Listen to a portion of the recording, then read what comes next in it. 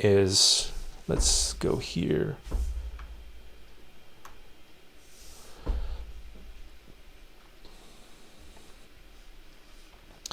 So in terms of a job in technology, we'll call it tech, 3 things that can be really helpful would be a degree, right? And that's a nice thing to have.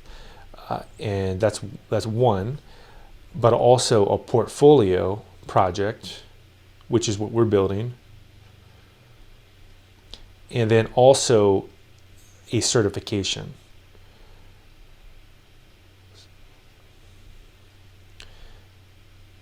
And so what's great about this is that this is basically approves that, you know, you have you're dependable, you have some academic skills, right? And then a portfolio is really the proof, right? So in a portfolio, it's basically saying, you know, like, I can do this. So it's a demonstration of your skills, and again, a proof that you know how to do it. And then a certification is really a vocational component. So what this means is that you have been validated by the technology. And so you can, in just over the next few weeks, we could get all this done, right? So you already have this one, or you're on your way to doing this one. But again, most people, when they graduate from college, don't have these last 2. But if you build, just think about, you know, in terms of you were hiring somebody to work on your house, and you wanted them to put a fence up. At least for me, I would say, can you show me a fence that you did before? So I just see what you did. I think most people would want to see, hey, I want to hire you to do machine learning. Okay, well, show me your project. Show me the project that you put into the cloud, and show me, because I want you to do that for my company. So that's why this is so important. And then this one is very interesting. And again, by having access to these cloud labs, you can dive into this, is that it proves that particular technology, so AWS, Google Cloud, Azure, that you have followed their best practices, taken the exam, and then you are qualified to work on that platform. So really, these 3 are a very, very powerful combination. And what's great that about doing these is most people don't do this. So most people just stop right here. And so then you have a very substantial advantage if you have a portfolio and you have a certification. Okay, so let's get into the next thing here, which is, I'm going to call this cloud onboarding. And let me briefly talk about what that is, the cloud onboarding. So the first thing that just briefly I'll talk about here is, what is the cloud first? And this is an important topic. I think the best way to explain it is just with one symbol. It is the cloud is essentially the ability to have infinite capabilities, or near infinite capabilities. And that's why people use the cloud. So your laptop is not infinite. Like, your laptop is fixed. You can only do so much stuff. If you use pandas in your laptop, you could have big problems, because eventually pandas won't work. Or if you try to do high network bandwidth work and you're in a coffee shop, your laptop has to go back and forth. But with the cloud, you can do, essentially, we'll call this near infinite storage. We also have near infinite disk I/O. So things like MapReduce algorithms, and you also have near infinite network. So you can have 10 gig traffic going back between machines, and also CPU. And then I would say related to this is that you have platforms that are cloud native. And we'll say this is cloud native. And what's powerful about this is that you can assume that you'll always have infinite resources, and that the cloud platforms will, let's say several times per year, let's just say quarterly, that they'll get better. So you're basically, it's almost like buying an index fund. So you can think of it as an index fund. Why do people buy an index fund? Because over time, you'll get some rate of return, like 7% a year or 8% a year. Collectively, it's the same thing. By using the cloud native platforms, you know that they're constantly going to be releasing features over and over and over again. So that's really the reason for the cloud, and really the high level. So what are we going to do first here is that we're going to build an onboarding system for the cloud. And let me just describe it before I get into the code of it. So for cloud onboarding, let's describe the pieces that we will need. The pieces that we will need here would be a structure. So this would be a scaffold. And I use this for most of my projects, is in Python in particular, which Python really is the language for the cloud, most predominant language, because you can do machine learning with Python, you can do DevOps with Python, you can do software engineering with Python. Really, most projects in the cloud are probably going to be Python, although people do other languages like Go, Java, C#. But because of you can use Python with everything, why not just stick with Python? And the scaffolding for me for Python would be this structure, is that I would have a Makefile, and then I would create a script file here, which would be my source code. So this could be, hello.py. And then also you would have a requirements file, and this would be the library that I would use for my project. We'll say requirements.txt. And then also inside of here, we would have some kind of a test as well, and then a virtual environment, which I'll get into. And a virtual environment is a way to isolate your environment so that you don't get into conflicts with installing packages. So we'll just call this isolate. And then as well, this would need to run with a build server. So we're going to use something called GitHub Actions.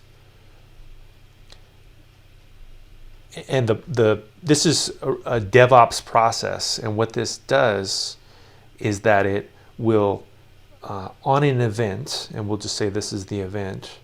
So if you make a new change to the project, it will test your code. It will check it for errors, so syntax via lint, and then it will do something to the code. And in some cases, it will deploy it, like in the Flask DevOps video. And where do I develop all this? So that's the scaffolding. That's what happens to it automatically, is you can develop it in a cloud native environment. And so we're going to get into that right now. But the cloud native environments, what you'll notice is that it can be a little overwhelming. It's like, oh, there's too many clouds. We've got Google Cloud, AWS Cloud, Azure Cloud. But once you understand that they all copy each other, that they're pretty much the same, and we're going to open up a shell in all three of these and then get this running. So over the next, let's say 45 minutes, we're going to get all three clouds you onboarded and familiar with how to write code and develop it using Python. And so let's do it. All right, so next up, what I'm going to do is I'm going to go to GitHub. That would be the first place to set things up. So I'm going to create a new repository from scratch here. So we'll go here and create a new repository, and we'll call this multi-cloud. So multi-cloud onboard. And I'll write a description here. This is a sample GitHub repo for doing multi-cloud onboarding. Works with AWS, Azure, and GCP. And this would work with probably any cloud. And we're going to leave this as a public repo. I always like to add a README file and add a git ignore for Python. So we'll type on Python. And all this does is it gives you the ability to ignore files that you don't want to check in, like virtual environments or .pyc files. And then I'll say create repo. That's it. And then once I create this, it's pretty much ready to go for me to start building things with it. And so I'm going to start with this one by one. So first I'll start with the AWS cloud.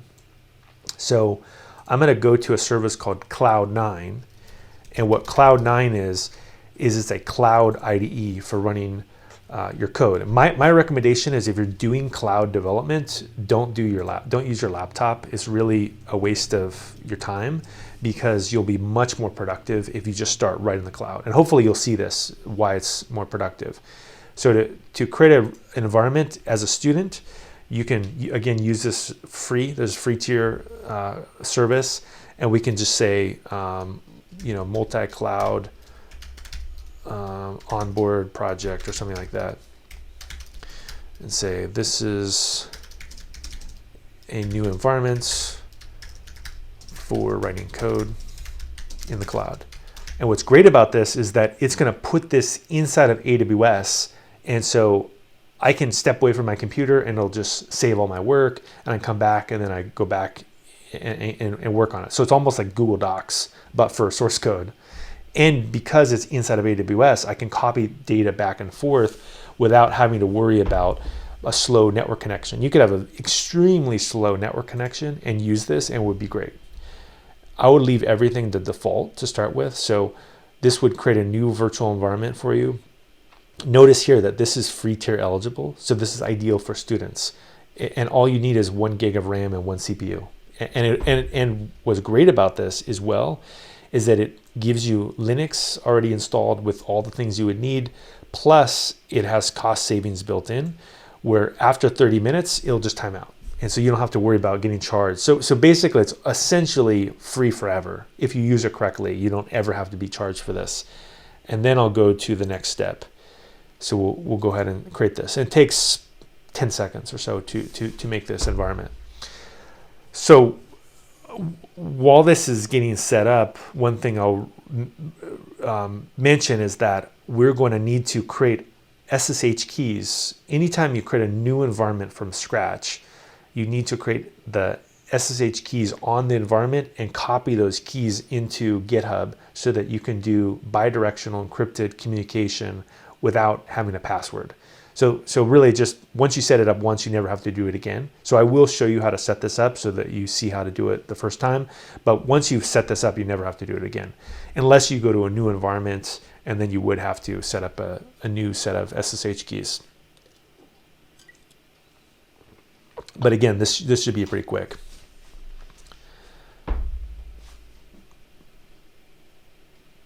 Okay, so it's already set up here. Before I get into the SSH keys, I'll just show you a couple things that are useful about these cloud environments. One of them is that they give you a lot of the tools that you would already want to use if you're using the cloud. So for example, students that I see, one of the first things they want to do is put something in the cloud. Like I have a CSV file, I want to put it into storage. One of the problems is like, hey, how do I connect to the cloud? You can immediately do that. So from here, I could go like this, and I could say upload file, and I could just put something in. And that's like the easiest way to put it in the cloud. And then I could copy the file. So I think I have like a CSV file on my desktop. Let's just try this real quick. If I go to, I think I have some NBA data. There we go, NBA data. I put it here. Now it's on my computer. There we go. I've got this. So this is now on the cloud.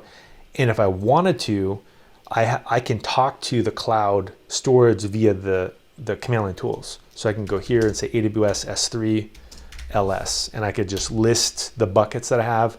And then if I wanted to, I also could go through here and, for example, copy this to that cloud storage bucket, like whatever bucket I wanted to put. I would just say AWS, S3 CP, and then copy that into a bucket. So this is a huge asset, is that it just simplifies all the stuff that you typically would have to do when you first use a cloud. I don't have to worry about API keys. I don't have to worry about anything. I just can use this thing back and forth, also copy things between the buckets. So I just wanted to briefly talk about that. The other thing that's interesting is this environment has hooks into building code directly into AWS. And if I click on this tab here, AWS resources, I can actually build functions that get deployed. They're called serverless functions into AWS.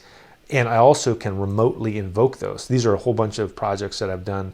I could pull one in and build it as well. So there's a lot of great tools inside of here that really make it better than your own laptop. And I don't even use my laptop anymore to write code. I mostly just do it right into the cloud. Okay, so that's the very, very brief overview of this environment. So the first thing I'm going to do here is I'm going to create those SSH keys so I can talk to the repo. So I'll type in SSH keygen -t RSA. And I typically I think it's like 5 times I press return. I just say 1, 2, 3, 4. Okay, 4 times. 4 times I press return. And then what it'll do is it'll put a public and private key in my .ssh directory. And what I do is I type in the word cat, which is a Unix command that prints out something, and I'll just say, show me the public key. And the public key, I can grab this and then paste this into GitHub. So I'll go back to GitHub and I go to my profile, so this name here, and I go to settings, go to SSH and GPG keys and say new key. Paste this in like this. And notice it starts with SSH RSA, and we'll say new AWS key. There we go. We add this, it asks for my password, and that's it. It's pretty straightforward process. Now if I go back to that repo that I just set up, which is called multi-cloud something. Yeah, multi-cloud onboard. I can click on this code icon, and I'll want to use SSH access, copy this, and then go back to multi-cloud and then check it out. So we'll say git clone. Let's just double check that. Yeah, okay, so we'll say git clone, and we'll put in that project. And because again I have those SSH keys set up, I can start writing code to it. And then I'll just cd into that repo so I can start working with it. So let's cd into multi. Great. So what I would typically do the very, very first time that I work on a project is have this essentially like a list of things that I would do. So why don't I even just write them down here? And what's nice about this is that I can go to this README file and I can maybe just put the list in here. So we can say, step 1 is create a Python virtual environment, and step 2 would be create scaffolding. And what's also nice about this is it has all these tools that help me build code. Like it understands the markdown format, it understands Python, it understands JavaScript, HTML. So I have a really good editor as well. So I'll do step 1, create a Python virtual environment. What I typically will do is say Python 3 -m venv. And what this does is it invokes the virtual environment module. And I like to use this convention where I'll create the virtual environment as the same name as the repo that I created, and I'll put it in a hidden directory in my home directory. And the reason I do this is that I don't want to look at it. It's just something I need to use because the libraries will be installed in there. And then I don't have to remember what I named the virtual environment, because that can be kind of irritating. It's like, oh, what did I name a virtual environment? So I will say tilde / dot, and then I'll put that name in. right? And so if I always do this, then I don't have to remember what I call a virtual environment. And then if I use it, all I need to do is say source. So we'll go ahead and source this. And I'll show you really quick why you would want to do this.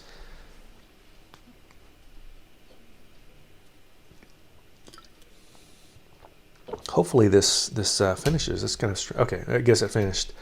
So if I want to use it, I would say source ~dot multi-cloud onboard bin activate, like that. And I believe actually these instructions are in the Git, the Flask project that I showed earlier, which I'll also just maybe put a link to in here, which is Flask. You can say this is a good reference. So I'll just put in here, we'll say this is,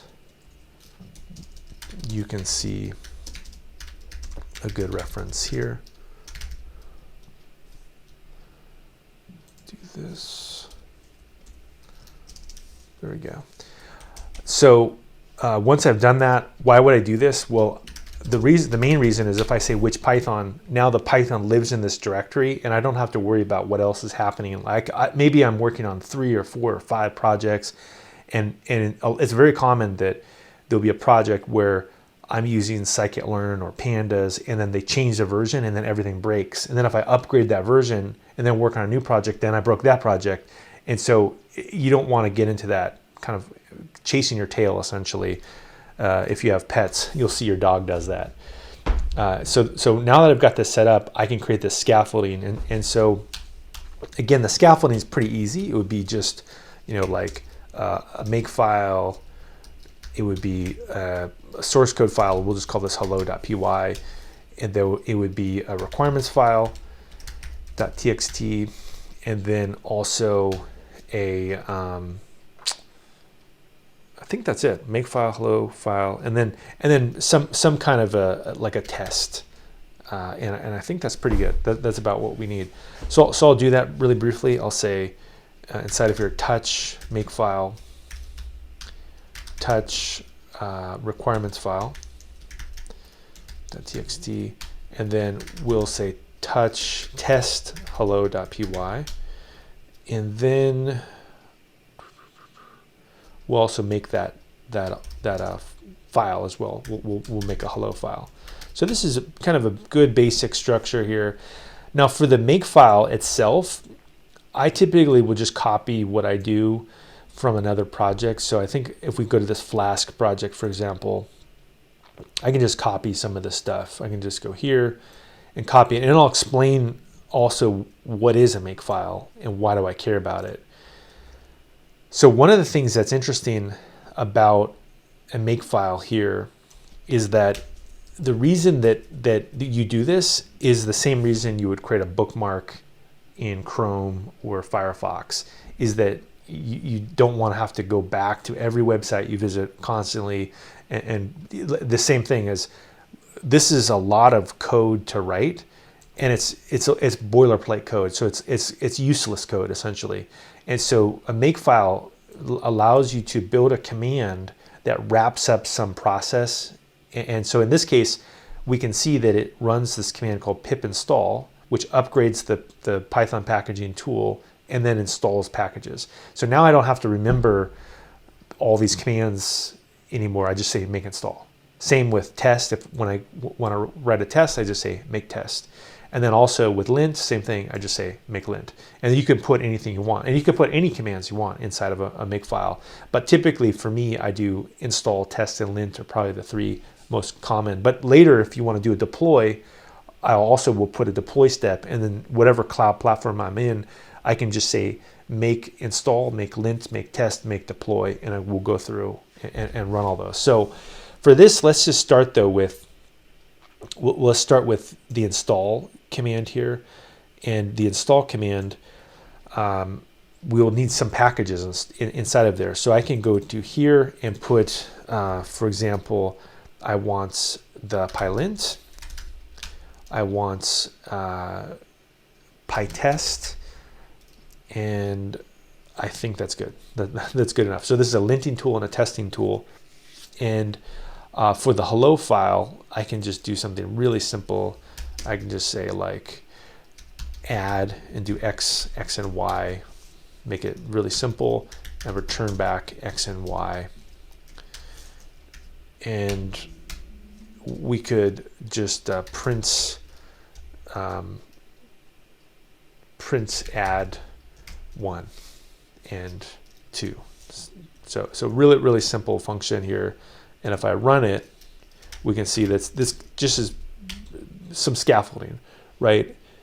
And I think for this, I want to say return X plus Y. Let's do that, return X plus Y. There we go. So this would return back 3. Okay, great. So I have a really silly basic script here. And what I'm going to do is I'm going to say make install to install the lint tool and to install the tests that I need. So we'll go ahead and do that. We'll say make lint. I'm sorry, we'll run make install, which will install our packages.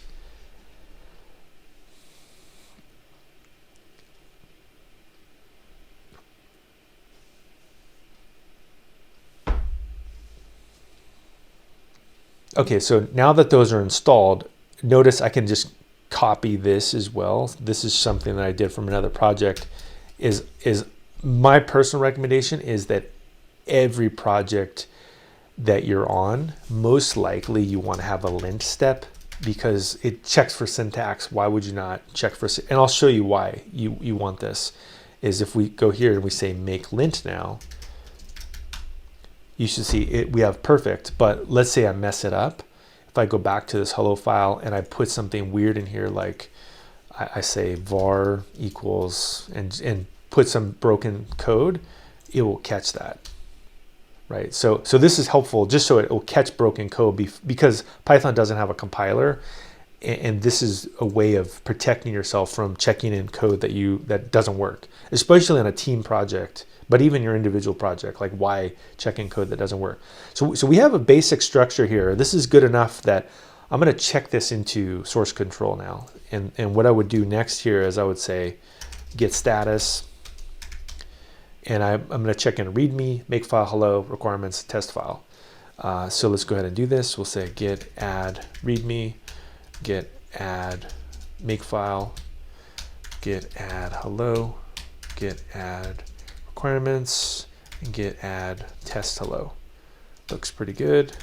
Commit this, adding basic scaffold. Perfect. And the first time you create a Git repo, it'll ask you if you want to put in the configuration information, which I'll do so that I can keep track. Let me go back in here. Occasionally you'll see here it will ask you to log back in again. Just they have this auto log out. This is very rare that it happens that often, but if I go back here, I'll just log back in.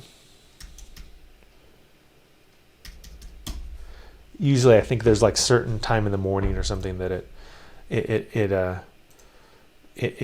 kicks you out and then you have to log back in.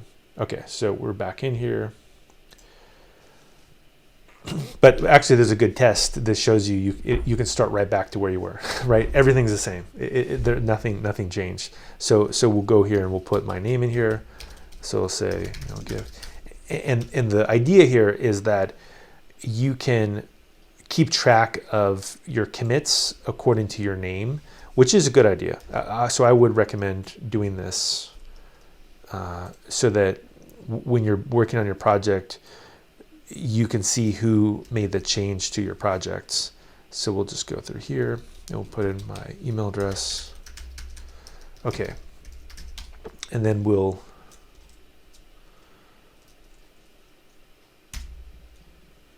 username. Okay. Let's just do this. Put this in there. Didn't keep that for some reason.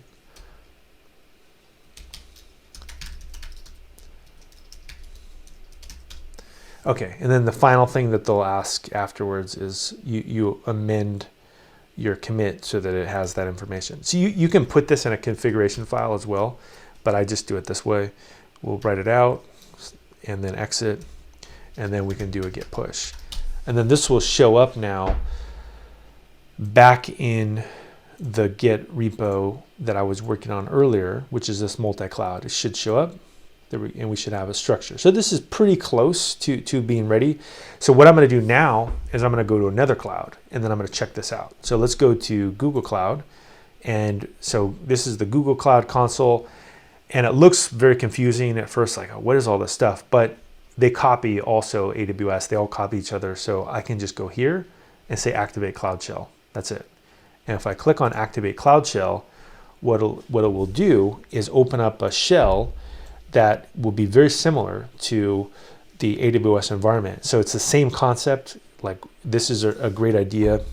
I have something in here that sources a virtual environment, but you would do this essentially the same thing. Is you would create a virtual environment, create SSH keys, and even further, they have their own editor as well, right? So because I've already set up some of this earlier, I can just clone that repo. So I can just go back here and say code, copy this, go back to my Google Cloud Shell and do git clone, just like that. Multi-cloud onboard. I can CD into this multi-cloud onboard, and I also could have an IDE as well if I wanted to, and I also could create a virtual environment. So first I'll create a virtual environment so you can see the process here. So virtual environment tilde multi-cloud onboard.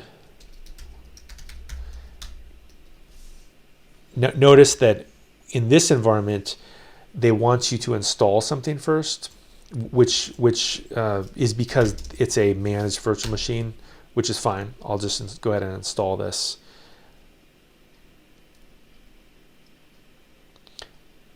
All right. So I installed the virtual environment package. Because it's your own cloud environment, you can do anything you want in Google Cloud. Now I'll run that command again, and it should work. And then I can source it. So it's very similar to what I have in AWS. And in fact, source bin activate. We can even verify, because I can do that make lint process, right? If I say make lint, we can see that runs. And if I say Python hello, we can see it returns back 3. And if I want to, I'm fairly comfortable with the shell. But if I wanted to use an editor, they have the same thing. So if I click on editor, it will actually open up a cloud editor, and you can do very similar things that we were doing with the AWS environment. So if I go here, I can actually go to this multi-cloud onboard and go to hello and just edit it in here, right? Or change the Makefile or do whatever I need to do. And then if I want to toggle back to the terminal, I just go back to the terminal.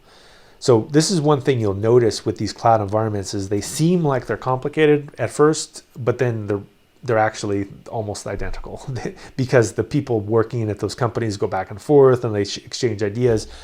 So it's a very similar process.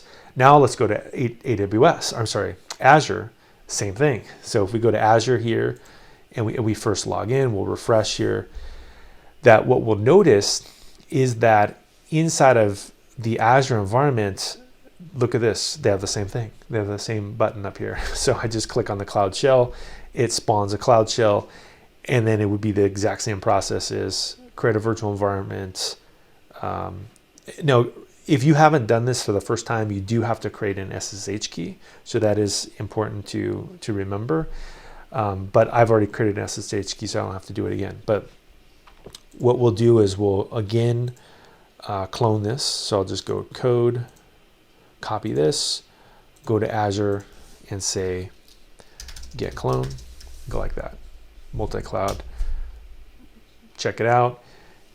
I could do the same thing. I could cd into this directory and then go Python 3-m virtual environment, create a virtual environment called multi-cloud onboard, and then source it, and then make sure that my code works correctly. And you may be asking yourself as well, with this environment, wait a second, I don't like the terminal, although you should use the terminal in the cloud. It's really critical to use it, but also I like to use the IDE. If I click on this icon here, what this does, it also has a Cloud Shell editor. So we click on this and look, it's actually a very good editor because Microsoft makes Visual Studio Code, which is one of the best IDEs. And I can, again, go to this repo, go to my projects, find some code, and it knows exactly how to do syntax highlighting and everything, right? So it's pretty good editor as well. And in fact, I can even do split screen here. So I can say, make lint as well. And so in this case, this didn't work because I didn't do make install. So I need to say make install. And this will install those packages. So that's one of the other things that you would want to do when you first create an environment is clone it. Or actually first, make sure you have SSH keys set up. Then clone your project. Then create a virtual environment. Then install it. And then you're pretty much ready to go. And I would lint your code first to make sure that it works properly. So if I say make lint, we know that works. And if I say Python and run this script here, that works as well, right? So now that I've got all three clouds set up, and it was fairly easy, one piece that we're missing is the robots. And so this is something that's critical in the cloud, in this environment, is why would we do this step here? This GitHub action is really, this is a robot. This is what we're building, is this robot. And I think everybody now, to some degree, likes, I don't know how to make a robot head. Maybe that's a robot. But basically, every time I do anything, I can have this build server test all those things I'm doing from the command line. Why wouldn't I automatically do that so that I always know my code is good, it's linted, it's tested? So that's what we're going to do next, is that I'm going to go to this environment, and I can set up an automation process that always validates that my code works. So how do we do this? Inside of GitHub, there's something called GitHub Actions. And if I click on this icon, what it will do is it will allow me to set up a workflow. And it could be anything. You could do any kind of automation, but I want to just make sure that my code works every time I check it in. So I'm going to click on set up a workflow. And it's pretty easy actually to put something in here. And so I'm going to copy a project. I'm going to find a project that I already have something inside. And I think I have like a PyTest project here. PyTest. Yeah, here we go. GitHub Actions PyTest. And I'm going to copy a workflow I had set up earlier that does pretty much what I want. So we'll just go here, and I can put this inside of my other GitHub workflow example. So let's throw this in here like this. So this is a Python application test with GitHub Actions. Notice a few of the things here, that this is the Docker container that we would run on. So in this case, it would run on Ubuntu. I could tell it which version of Python to run. Python 3.5, 3.6, 3.7, 3.8. Sure, let's leave it Python 3.8. This make install step here, this would just install the software. So I could always test that my software is being installed properly, so that I know when I clone this project, the packages will always work. I could also go through here and say make lint. I could also go here and say make test, which we'll do in a second. And I also could even format my code if I wanted to. So sure, let's try this out. Let's create a commit here. And if I commit this, we'll say create automation with GitHub Actions. Say automatically test my code. We'll go ahead and commit this. And when you commit it, it will try to run all those. Now it's not going to work because a couple of those I don't have set up yet. I don't have the test set up and I don't have the format set up, but we'll fix that. But let's go to the Actions button here, and you'll see it running. And inside of this, we have run actions, set up Python 3.8, install dependencies, test your code with PyTest. So we see that it failed already, which is really nice, right? Because I can go inside this console and it shows me exactly what the problem is. Oh, there's no format rule. Okay, great. Well, how do I fix this? Let's go back to, it doesn't matter where I fix this. I'm going to go back to AWS though, and I'm going to do a git pull, which it'll pull down this new information. So we'll say git pull, and you'll notice it just puts the GitHub workflow here. So if I wanted to edit this inside of here, I could edit it inside of here.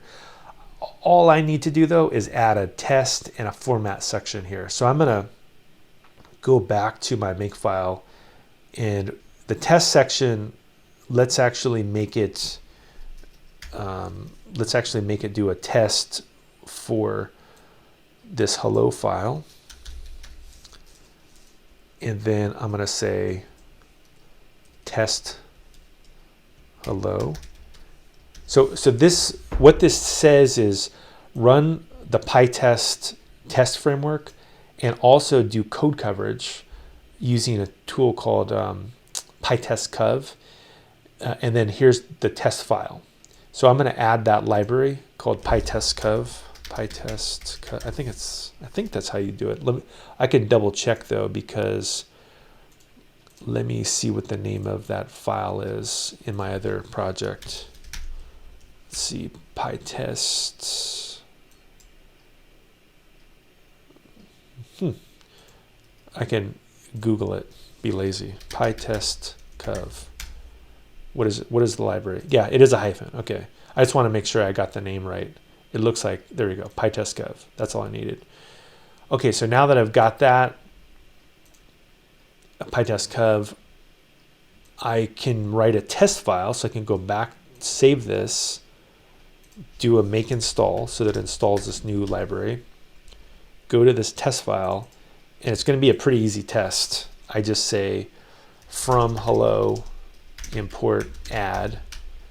I don't even have, I think from memory I can do this, and just say def test add, and then I just assert something, like I just say assert 3 is equal to add 1 and 2, right? So make sure that when I call this function that it actually works, right? That's the whole point of a unit test. And now I can say make test, and it should work. There you go. And it shows me how much of the module actually has tests associated with it. So it's 100% because it's a very small module. And I could test that it's actually working properly by making it fail on purpose. And I could run it again, and this should fail. There we go. So we can see that 4 does not equal 3, right? So I'm going to change it back to 3. Okay, so we got that working. So I have inside of this project the install, the test. Oh, but we needed a format, so let's add a format step.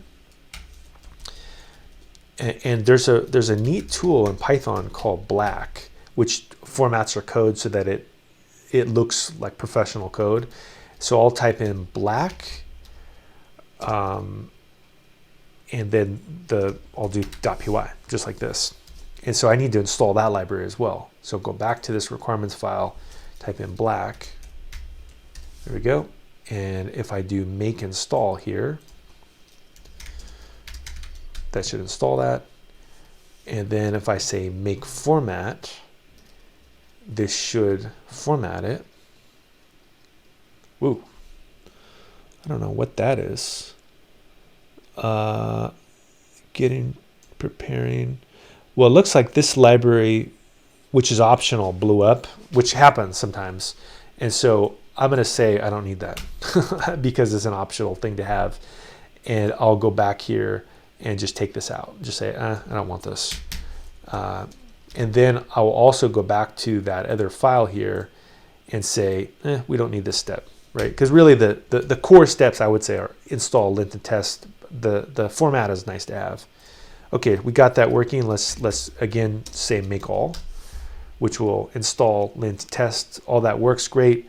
So I can do this. I can say get status, see what the changes are, and push all this back to GitHub, and this should fix the error. So I can say git add.github directory, GitHub,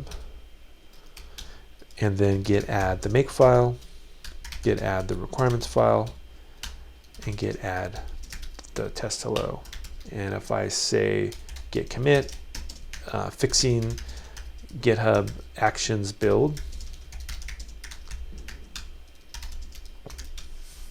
we can do that. And although I should probably, yeah, good, I got all that done. So if I go back to this project now, it will rebuild this, and you'll see it that there we go. So it's rebuilding it again, and it's going to do exactly what we told it to do, which is it's going to use Python 3.8 in Ubuntu. It's going to install our dependencies. It's going to lint the code with PyLint, and then it's going to test it. And if all of those are successful, it'll show that it was successful. So this is extremely helpful. I would say every project you should do this on. And we can even go here, which I think there's a section, we go here, and you can create status badge. And we can copy this as well. And then we can go back to our project and put this in the README file so we can build a neat badge as well. So this badge will show us the status of the project. So then other people can see, we'll say adding status badge. There we go. So other people can see that, hey, my code actually is working. And this will I think fix once it runs once. So now that I got this working, what I can also do is let's test it on Google Cloud and Azure real quick to make sure everything works. So I'm going to go to Google Cloud and just say git pull. So make this a little bit bigger. So let's say git pull. This should pull those changes in, and I can also just say make all. There we go.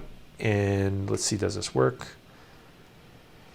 So it installs it, and then it's going to, after installation, it will lint it, and then it'll test it. Everything works. And then if I go back to Azure, same thing. I just say git pull. It should pull these changes in, and then I can say make all, and it'll do the same thing. It'll install it. It will lint it. It'll test it. Everything works, right? So this is the multi-cloud onboarding, which is that now I can start. So why would I do this?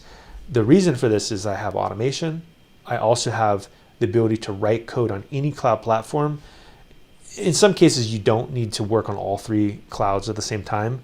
But it is nice to be able to build a Flask app or a command line tool or something like that, and you really can run it anywhere, and it's fairly straightforward, especially if you go through here and you set up this, multi-cloud type environment. So this is probably a good place to stop here.